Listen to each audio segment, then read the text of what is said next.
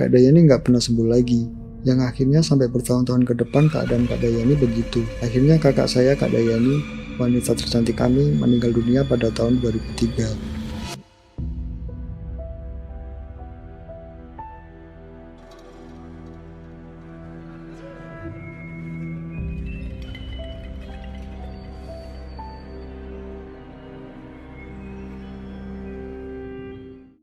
Assalamualaikum warahmatullahi wabarakatuh.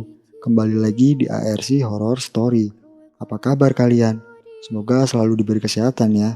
Pada kesempatan kali ini, saya akan menceritakan sebuah kisah yang diceritakan oleh bapaknya teman kantornya Kak Payung Hitam. Sebut saja namanya Pak Hanafi. Dan kisah ini juga bukan kisahnya Pak Hanafi, tetapi kisah kakaknya dari Pak Hanafi yang bernama Dayani, yang kini sudah lama meninggal karena mengalami penyakit non-medis.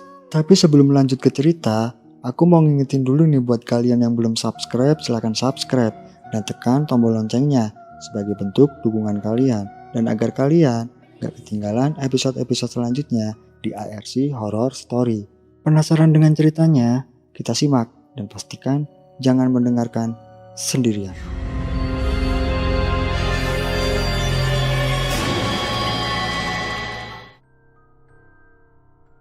Dulu di akhir tahun 80-an dan sepanjang tahun 90-an, benar-benar keluarga kami digembarkan dengan suatu masalah yang cukup menyedihkan dan mengerikan yang terjadi dengan kakakku yang bernama Dayani. Jadi saat itu, saat kami masih kecil, kami tinggal di sebuah desa yang tidak bisa kami sebutkan. Di sana aku tinggal bersama bapak ibu dan Kak Dayani. Aku dan Kak Dayani tumbuh bersama dan terbilang kami cukup kompak, biarpun usia kami selisih 4 tahun. Karena aku masih SD, Kak Dayani sudah SMP. Sejak Kak Dayani SMP yang mulai terlihat layaknya wanita desa, banyak lelaki desa yang suka melihat bahkan iseng mengganggu Kak Dayani. Ya karena Kak Dayani emang cantik. Mungkin tanpa kami sadari Kak Dayani emang kembang desanya. Bahkan dulu aku selalu direpotkan dengan pemuda desa, yang selalu meminta aku menyampaikan salam untuk Kak Dayani. Bahkan gak jarang mereka juga sering menitipkan selembar surat cinta untuk Kak Dayani. Aku selalu mengantarkan suratnya ke Dayani. Meskipun sambil jalan pulang, aku lebih dulu membacanya karena penasaran. Karena dulu aku belum begitu mengerti soal privasi. Lagian kami juga sering membacanya bebarengan. Aku sering melihat Kak Dayani saat kesal karena suratnya, dan juga senyum-senyum sendiri karena suratnya. Tapi itu hanya rahasia kami berdua. Karena saat itu Kak Dayani tidak diizinkan pacaran dengan bapak dan ibu, karena tuntutan dari bapak untuk tekun sekolah dan belajar. Saat itu Kak Dayani juga emang selalu dibangga-banggakan bapak dan ibu, karena sering mendapat ranking dan nilai yang membanggakan bapak dan ibu. Selain cantik, Kak Dayani juga pintar di sekolah. Lalu saat aku masuk SMP, Kak Dayani masuk SMA. Sejak SMA, Kak Dayani mulai sering bergaul dan punya banyak teman cowok dan cewek. Dan juga mulai pacaran karena emang bapak dan ibu sudah mengizinkannya. Biarpun bapak sebenarnya saat itu lebih menyarankan untuk fokus menyelesaikan SMA dulu. Tapi tetap bapak tidak bisa melarang. Karena dulu di desa kami kebanyakan orang tua sudah mengizinkan anaknya pacaran sejak SMA. Karena orang tua selalu diselimuti ketakutan, anaknya menjadi perawan tua jika punya anak perempuan. Mungkin itulah yang dipikirkan bapak dan ibu saat itu. Lagi pula Kak Dayani saat pacaran sangat terbuka dengan bapak dan ibu. Setelah tamat SMA, Kak Dayani tidak melanjutkan pendidikannya ke kuliah. Karena saat itu tidak kepikiran sama sekali. Karena di desa kami saat itu, kebanyakan wanita setelah tamat SMA dianggap sudah sangat matang untuk menikah. Bahkan banyak juga setelah tamat SMP langsung menikah. Untuk perempuan kebanyakan seperti itu. Begitu juga dengan Kak Dayani. Setelah tamat SMA, Kak Dayani langsung menunggu ada lelaki yang melamar. Tetapi setelah 4 tahun Kak Dayani tamat SMA, belum ada seorang pun yang datang berniat melamar. Saat itu Kak Dayani sudah mulai merasa malu karena teman-temannya saat itu sudah pada menikah, bahkan banyak yang sudah punya anak. Bapak dan ibu juga merasa malu. Karena di desa kami Kak Dayani mulai jadi pembicaraan yang dianggap wanita yang tidak laku. Dan banyaknya fitnahan yang seolah menduga kalau Kak Dayani tidak laku karena sudah tidak perawan lagi. Karena Kak Dayani emang sering gonta-ganti pacar di masa SMA-nya. Itu pastinya menyakitkan keluarga kami, dan sungguh memalukan. Lalu karena bapak dan ibu nggak kuat terus-terusan melihat Kak Dayani menunggu layaknya wanita yang tidak laku, akhirnya bapak juga berusaha menjodohkan Kak Dayani dengan anak temannya. Ibu juga berusaha menjodohkan Kak Dayani dengan anak temannya ibu. Tapi setelah beberapa kali dijodohkan dan sempat hampir dilamar, tapi calon lelakinya selalu berubah pikiran dan menghindar dari Kak Dayani. Aku sampai bosan melihat Kak Dayani sedih dan terus sedih. Udah beberapa kali dijodohkan, gagalnya hanya karena lelakinya berubah pikiran tanpa ada alasan apapun. Bapak dan ibu kecewa dengan pihak lelakinya yang dianggap tidak bertanggung jawab. Bapak dan ibu juga sering heran, karena Kak Dayani cantik, baik, tapi kok begitu sulitnya dia mendapatkan jodoh. Beda dengan perempuan lain di desa kami, yang begitu mudahnya mendapatkan jodoh. Padahal Kak Dayani cantik dan juga sangat baik dan sadar. Pinter mungkin bonus untuk calon lelakinya. Sejak itu juga kami sekeluarga mulai merasakan keanehan dengan sikap atau apa yang dilakukan Kak Dayani. Keanehan ini awalnya sangat sepele. Bahkan aku nggak pernah berpikir bahwa inilah gerbang musibah untuk Kak Dayani dan keluarga kami dari kutukan. Yang ternyata ada hubungannya soal jodoh dan Kak Dayani. Keanehannya Kak Dayani sering banget minum pakai gelas. Tapi di dalam gelasnya ada satu batu seukuran buah jambu. Awalnya yang melihat itu ibu. Ibu melihat Kak Dayani minum dan langsung ditanya dengan ibu. Kok ditaruh batu di gelasnya? Ibu nanya karena heran. Kak Dayani jawab dengan santainya. Oh, ini batu untuk terapi bu, supaya Dayani awet muda. Kak Dayani sambil menjawab dengan ketawa kecil yang seakan malu. Ibu percaya, awalnya emang benar batu itu untuk terapi. Tapi ibu heran, Kak Dayani tahu dari mana kalau batu itu bisa buat awet muda. Karena setelah bertahun-tahun Kak Dayani tamat SMA, dia nggak pernah bergaul lagi, bahkan keluar rumah aja udah sangat jarang. Jangan berpikir kalau Kak Dayani browsing ya. Di zaman itu belum ada browser atau Google. Bahkan saat itu TV aja kami belum punya. Karena cuma hanya orang kaya di desa aja yang memiliki TV. Karena dulu di masa itu khususnya desa kami TV adalah benda yang cukup mewah. Soal batunya, aku juga pernah melihat Kak Dayani minum di dalam gelasnya ada satu batu. Iseng aku nanya juga. Kak Dayani jawab katanya itu herbal untuk awet muda. Ya tanpa berpikir aneh-aneh aku percaya. Sejak itu kami mulai terbiasa dan sering melihat Kak Dayani minum seperti itu. Tidak ada satupun dari kami menaruh curiga soal itu. Lalu beberapa hari kemudian kami melihat keanehan lain dari Kak Dayani. Saat itu Kak Dayani ngomong dan nanya dengan ibu dengan panik dan tergesa-gesa.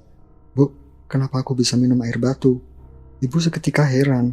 Dia yang minum sendiri, dia yang nyesal sendiri. Itu yang dipikirkan. Bahkan karena itu Kak Dayani seolah sangat menyesal sampai menangis. Kami merasa itu sangat aneh. Karena menurut kami itu hal yang sepele, yang berasa aneh kalau sampai nangis hanya karena itu. Tapi setelah kejadian ini, aku melihat lagi Kak Dayani lagi-lagi minum air batunya. Aku sempat negur sambil ngeledek. Loh, kok diminum lagi? Jangan diminum, ntar nyesel sendiri loh. Tapi Kak Dayani tetap melanjutkan minumnya. Tapi nggak lama kemudian dia nangis-nangis lagi karena nyesal. Dan kejadian seperti ini sering banget terulang hingga kami semua terbiasa. Jadi itulah keanehan awal Kak Dayani, yang sama sekali belum buat kami menaruh curiga apapun, hanya sebatas aneh. Tapi keanehannya bukan hanya itu. Setelah beberapa tahun, muncul lagi keanehan yang terjadi dengan Kak Dayani. Karena dia mulai sering pikun yang emang gak normal, dengan usianya yang masih berusia 25 tahun saat itu. Jadi awal mulanya aku ngelihat Kak Dayani pikun, itu saat pagi-pagi aku duduk di depan rumah. Dan seperti biasa, rutinitas Kak Dayani nyapu teras depan rumah setiap pagi. Aku melihat Kak Dayani nyapu, lalu selesai nyapu Kak Dayani masuk ke dalam. Tapi hanya berselang semenit, Kak Dayani keluar lagi sambil nyapu lagi, dan nyapu teras di tempat yang barusan dia sapu. Aku merasa heran, dan bilang, "Lah, kok disapu lagi Kak?" Tanyaku sambil heran. Kak Dayani keheranan sendiri, karena menurut dia terasnya belum disapu. Padahal barusan aku melihat secara langsung dia sudah menyapu. Bukan cuma itu, aku pernah lihat juga Kak Dayani saat makan siang. Setelah makan Kak Dayani masuk kamar, tapi berselang menit, dia keluar kamar ambil piring dan makan lagi. Karena aku udah merasa Kak Dayani agak pikun karena kejadian sebelumnya, aku mastiin lagi sekaligus nanya, "Kok makan lagi Kak? Kan barusan aja kakak udah makan." Dia kebingungan sendiri, dan kejadian seperti ini mulai sering dialami Kak Dayani.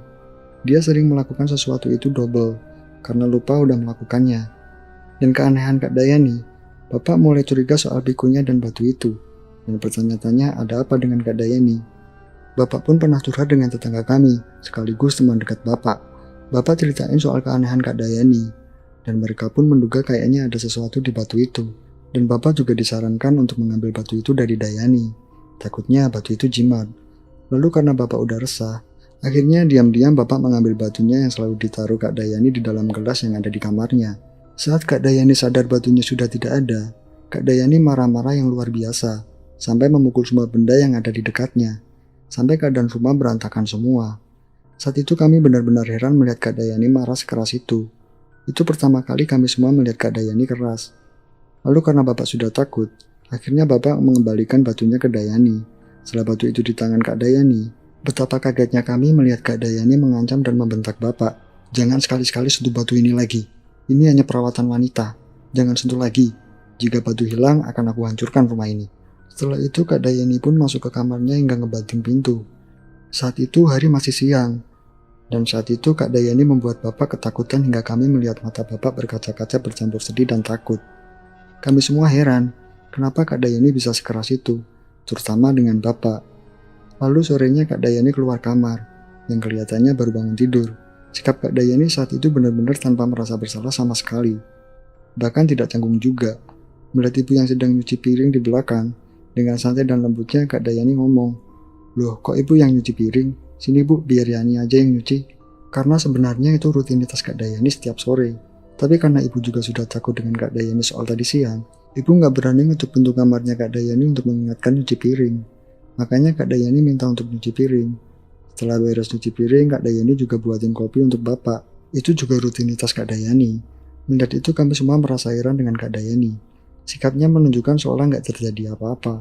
Nggak merasa bersalah, bahkan tidak canggung sama sekali. Bapak sampai ragu, jangan-jangan yang marah-marah tadi itu bukan Kak Dayani. Dari sini sebenarnya Bapak udah curiga. Tapi karena Kak Dayani juga sering pikun juga, jadi kami mikir mungkin Kak Dayani pikun lagi, alias lupa soal kejadian tadi siang. Lalu malamnya saat makan malam, Bapak dan Ibu berharap dan menunggu Kak Dayani minta maaf. Tapi Kak Dayani sama sekali nggak menunjukkan sikap bersalah. Tidak canggung juga, sikapnya seperti biasa. Akhirnya Bapak buka pembahasan dan nanya ke Kak Dayani, "Yani, kamu kenapa tadi siang?" Dengan santainya Kak Dayani menjawab, "Oh, batu itu hanya untuk herbal perawatan wanita aja kok, Pak." Dia cuma jawab lagi dan lagi. Kak Dayani sama sekali merasa tidak bersalah dan minta maaf ke Bapak.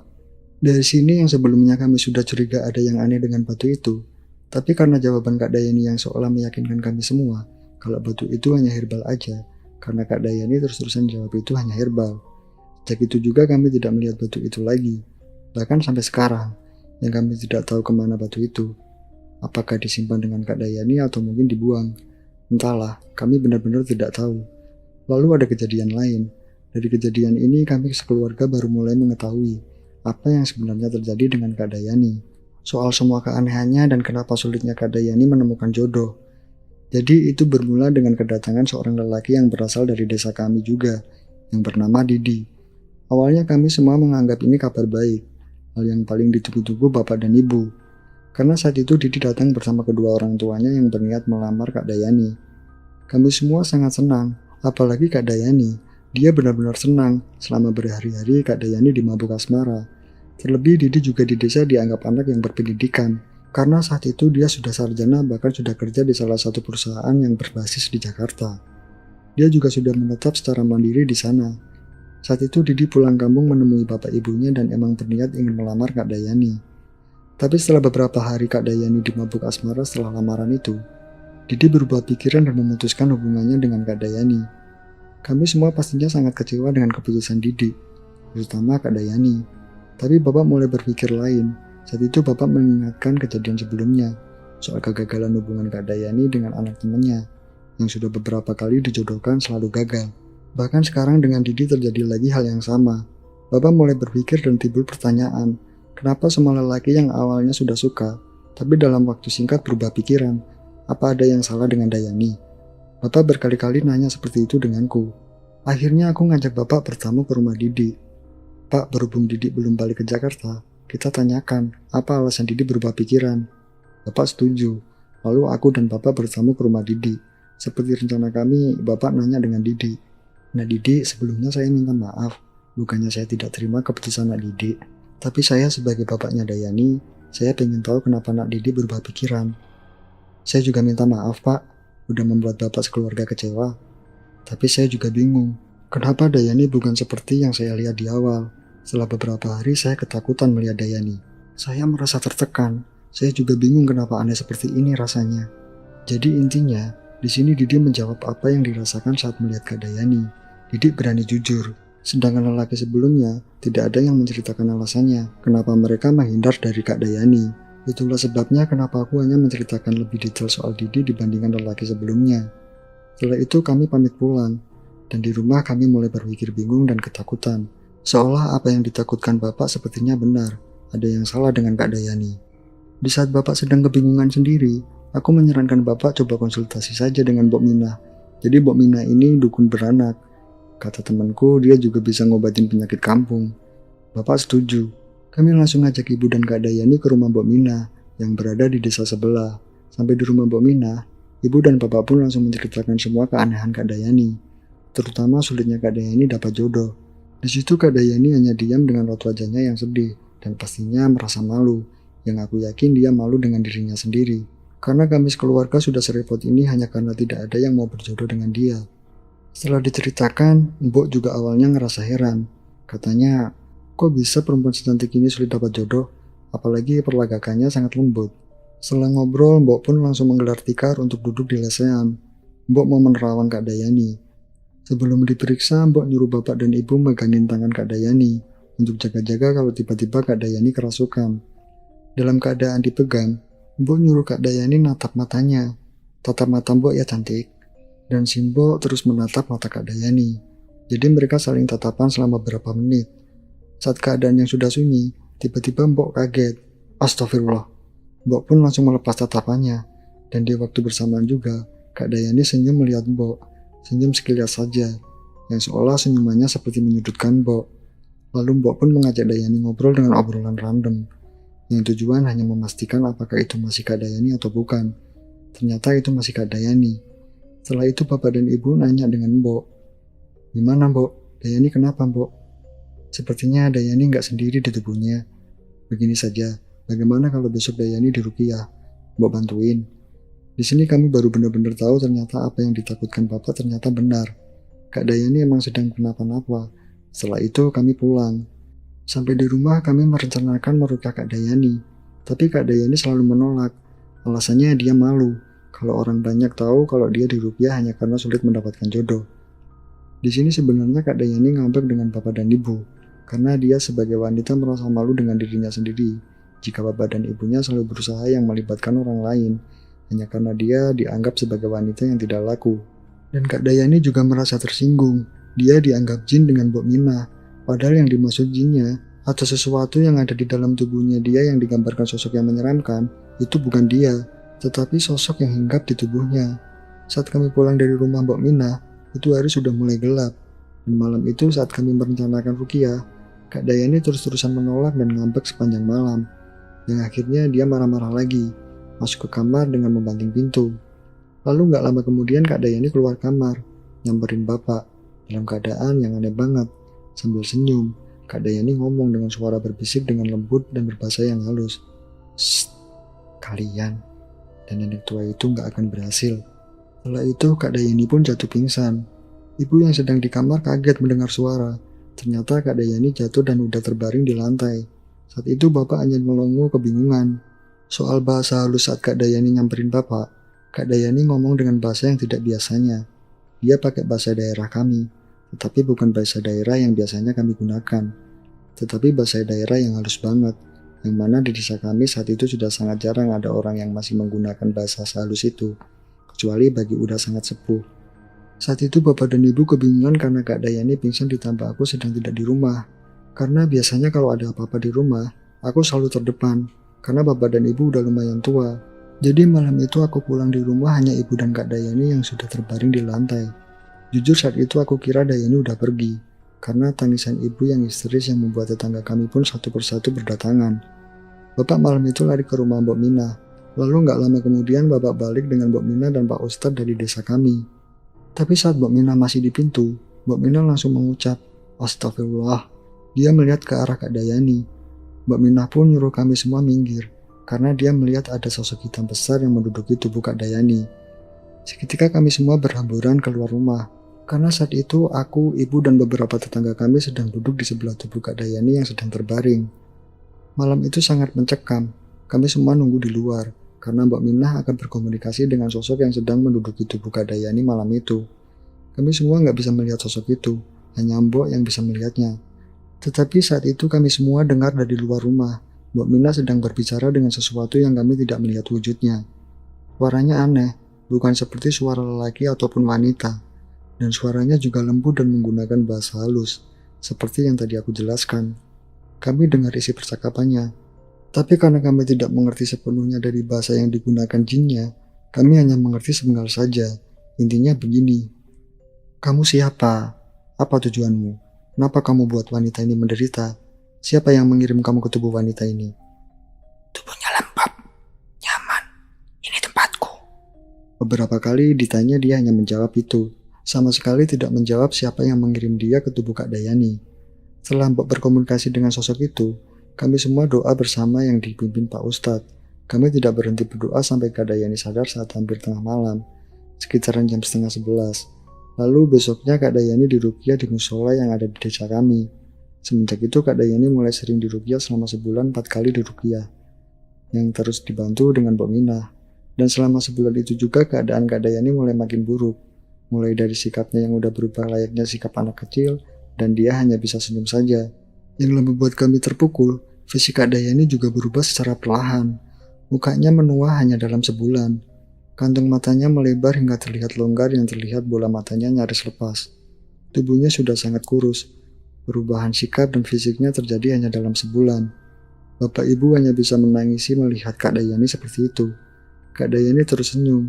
Kami pun terus melakukan ruqyah lebih sering lagi untuk melawan jinnya. Dan terus berdoa agar Kak Dayani bisa kembali kayak semula. Di sisi lain, Mbok Minah nyuruh bapak untuk nyari batu. Batu yang dulunya Kak Dayani sering masukin ke gelas. Karena soal batu itu juga udah lebih dulu diceritakan bapak dan ibu. Kali ini Mbok minta bapak untuk nyari batunya atau mungkin ada jimat yang ditaruh pengirim jinnya di rumah mereka. Karena di sini Mbok Minah mulai penasaran dan curiga juga dengan batu itu. Lalu kami pun nyari batu itu seisi rumah. Tapi kami nggak menemukannya lagi. Aku sempat nanya dengan Kak Dayani, di mana batunya? Tapi Kak Dayani hanya bisa senyum. Layaknya aku nanya dengan anak bayi yang belum bisa berbicara. Kak Dayani sudah nggak bisa ngobrol lagi. Di sini kami nggak tahu harus ngapain lagi. Kami juga nggak kuat melihat Kak Dayani terus begitu. Lalu aku kepikiran apakah mungkin Kak Dayani hanya menderita penyakit medis. Mungkin Kak Dayani stres berlebihan karena malu. Karena dia sendiri menganggap dirinya wanita yang tidak laku. Dia malu dengan semua warga desa. Apalagi banyak isu jelek dari masyarakat soal Kak Dayani. Mungkin karena itu Kak Dayani stres. Dan ngebuat gizinya juga buruk. Yang membuat perubahan pada fisiknya. Aku sempat berpikir seperti ini. Lalu aku ajak bapak dan ibu ngobrol nyariin mereka untuk bawa Kak Dayani berobat ke ahli jiwa dan ahli gizi. Ternyata bapak dan ibu setuju juga. Singkat cerita, akhirnya kami membawa Kak Dayani ke rumah sakit jiwa. Di sana dia ditanganin secara langsung dengan ahli jiwa selama kurang lebih setahun dalam masa perawatan di RSJ. Tapi setelah dirawat dalam kurang lebih setahun, Kak Dayani sama sekali tidak membaik, bahkan makin buruk lagi. Keadaan tubuhnya makin kurus lagi, keadaan wajahnya makin buruk lagi. Pokoknya nggak enak dipandang. Pihak RSJ juga tidak bisa mendeteksi sumber penyakitnya dan sama sekali tidak ada perubahan pada sikapnya. Banyak pihak juga menyarankan kami untuk pengobatan kampung, termasuk pihak medis. Akhirnya kami pun membawa Kak Dayani pulang lagi. Semenjak Kak Dayani udah di rumah lagi, banyak anak-anak desa yang ketakutan melihat Kak Dayani. Yang saat itu Kak Dayani suka duduk di depan rumah dengan tingkahnya yang random, dan fisiknya menakutkan anak-anak. Bapak ibu hanya bisa menangis melihat Kak Dayani. Aku terus melihat ibu menangis. Di sini keluarga kami sama sekali tanpa senyuman. Ada penghalang besar yang membendung senyuman kami, kecuali Kak Dayani yang terus tersenyum. Hingga di suatu titik, kami udah bingung mau ngobatin Kak Dayani kemana lagi. Lalu saat itu temannya bapak menyarankan bahwa Kak Dayani ke Mbah Jiwo, dukun yang dianggap menggunakan ilmu hitam menurut kebanyakan warga di desa kami. Katanya Mbah Jiwo dukun yang kuat, mungkin Mbah Jiwo bisa mengusir sosok yang ada di dalam tubuhnya Kak Dayani. Awalnya bapak juga ragu, karena takut musyrik. Lalu bapak kompromi dengan aku dan ibu juga. Kami juga awalnya ragu, tapi karena kami tidak kuat melihat Kak Dayani terus-terusan begitu, akhirnya kami nekat membawa Kak Dayani ke Mbah Jiwo yang saat itu rumahnya lumayan jauh dari desa kami. Sampai di rumah Mbah Jiwo, Kak Dayani langsung memberontak, seperti takut dan benci melihat Mbah Jiwo. Aku pun dan bapak langsung megang Kak Dayani. Karena kami nggak kuat karena Kak Dayani benar-benar kuat, akhirnya aku dan bapak ngikat tangan Kak Dayani pakai selendang yang saat itu dipakai ibu. Dalam sekejap selendang itu pun robek dan putus. Akhirnya Mbah Jiwo ngasih kami selai daun bambu yang sudah kering dan tipis. Mbah nyuruh kami ngikat tangan Kak Dayani pakai itu. Kami heran, tapi kami tahu Mbah Jiwo itu dukun. Dia lebih tahu soal ini. Kami pun segera mengikat tangan Kak Dayani dengan daun bambu itu. Anehnya, Kak Dayani benar-benar nggak bisa bergerak. Ya aneh, kami juga merasa aneh soal itu. Setelah itu Kak Dayani bisa tenang. Barulah kami menceritakan dengan Mbah soal Kak Dayani. Mbah pun memeriksa Kak Dayani dengan metodenya yang kami tidak mengerti. Setelah itu barulah Mbah menjelaskan dengan kami. Dan disinilah kami akhirnya dapat jawaban soal semuanya. Katanya Mbah Jiwo, ada sosok jin hitam besar, badannya kurus, bermata merah yang ada di dalam tubuh anak ini. Ada yang mengirimkan jin ini ke tubuhnya, agar anak ini sulit mendapatkan jodoh. Karena setiap lelaki yang berniat meminangnya, lelaki itu tidak akan melihat dan merasakan aura aslinya. Karena mereka akan melihat dan merasakan aura hitam dari jinnya, yang emang diperintah untuk menutup aura aslinya. Ternyata di sini kami baru tahu, kenapa dulu setiap lelaki yang dijodohin dengan Kak Dayani, termasuk Didi selalu gagal, hanya karena mereka berubah pikiran. Ternyata tanpa mereka sadari, mereka hanya melihat dan merasakan aura hitam dari jinnya. Ini khusus buat lelaki yang berniat meminang atau menikahi Kak Dayani.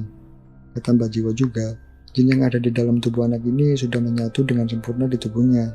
Itulah sebabnya kenapa fisiknya berubah, karena itu mendekati bentuk sosok asli jinnya. Bapak memohon dengan Mbah untuk bisa mengobati dan mengusir jin yang ada di dalam tubuhnya. Mbak Jiwo juga jelasin dengan kita. Katanya setiap jin yang dikirimkan, biasanya selalu ada bukti yang tertinggal, berupa jimat yang sebagai pengantar jinnya memasuki tubuh korbannya. Lalu Bapak pun langsung jelasin soal batu itu. Lalu Mbah bilang, kalau batu itu berupa jimatnya, kemungkinan anak ini akan bisa diselamatkan, karena batu itu adalah gerbangnya untuk jin itu masuk ke dalam tubuhnya, juga untuk jin itu keluar dari tubuhnya. Setelah itu kami pun pulang. Di jalan pulang kami semangat ada harapan Kak Dayani bisa selamat. Sampai di rumah kami pun semua nyari batunya. Semua barang-barang di rumah terutama kamarnya Kak Dayani, kami bongkar untuk mencari batu itu. Tapi setelah beberapa hari kami nggak menemukan batu itu, akhirnya kami balik ke rumah Mbah Jiwo. Sampai di rumah Mbah, kami jelasin kalau kami benar-benar nggak nemuin batunya lagi. Mbah juga bilang, tanpa batu itu jinnya nggak akan bisa keluar. Sebenarnya bisa, tapi jinnya harus dikeluarkan secara paksa.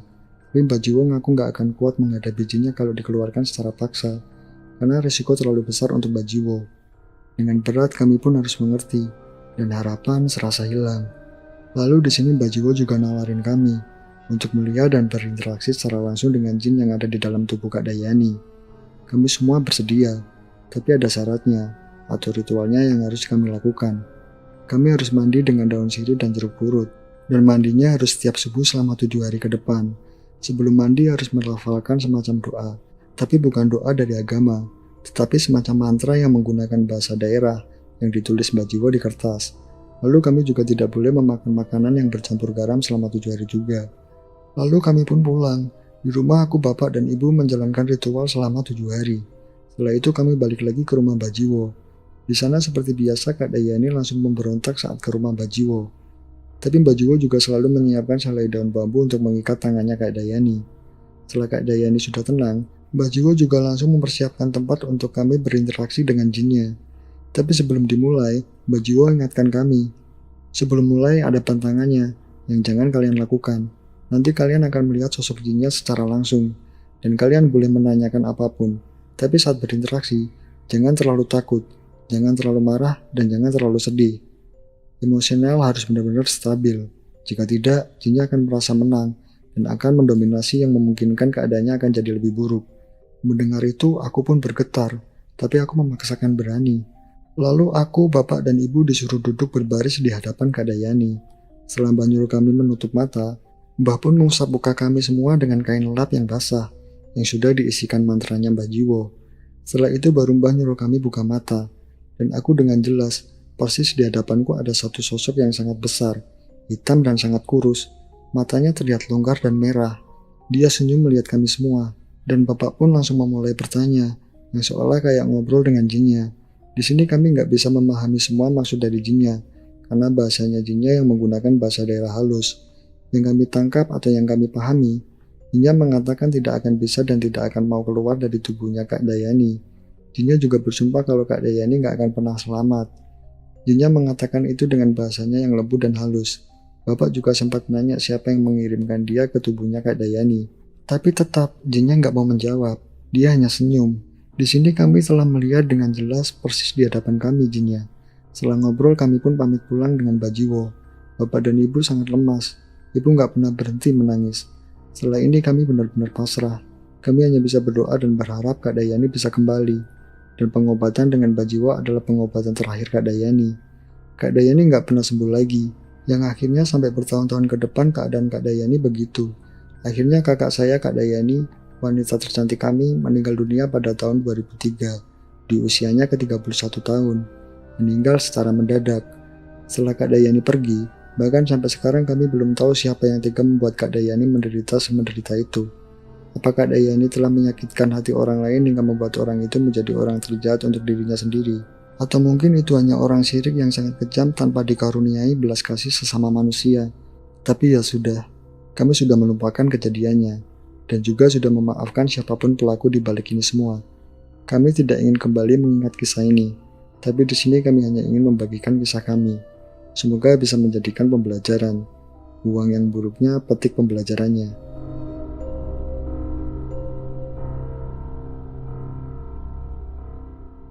Jadi itu dia teman-teman, kisah yang diceritakan oleh teman kantornya Kak Payung Hitam.